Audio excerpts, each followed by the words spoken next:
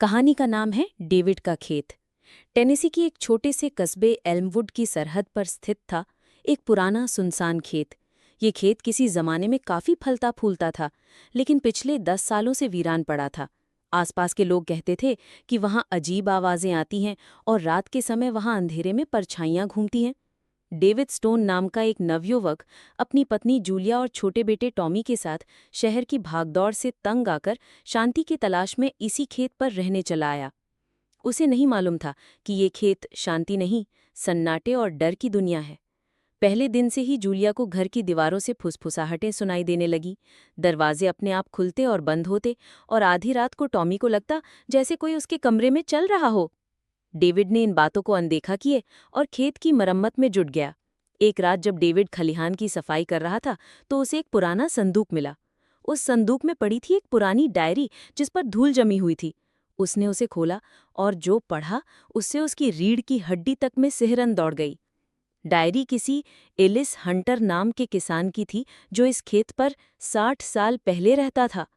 उसमें लिखा था कि एक रात उसने खेत में कुछ अजीब से साये देखे जो इंसानों जैसे तो थे, लेकिन उनकी आंखें जल रही थीं। कुछ दिनों बाद उसकी पत्नी और बेटा खेत में ही गायब हो गए और फिर वो खुद पागल हो गया। वो खेत जिंदा है और भूखा भी, ये वाक्य डायरी में बार बार दोहराया गया था। डेविड ने डायरी को जला देना चाहा, लेकिन अग्नि जलते ही बुझ गई।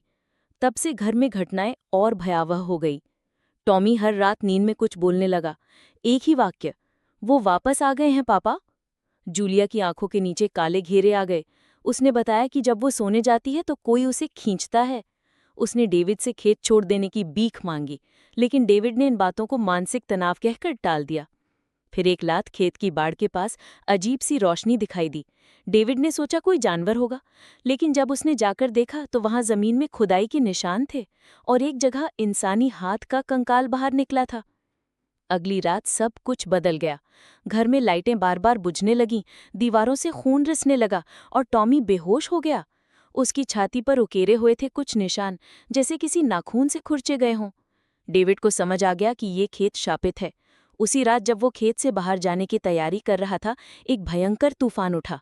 सारे दरवाजे अपने आप बंद हो गए और फिर छत से टपकने लगा काला पानी। डायरी के आखिरी कुछ पन्नों में डेविड ने पढ़ा कि खेत को इलिस की पत्नी ने शाप दिया था, जिसने काले जादू से आत्माओं को इस जगह बांध दिया था।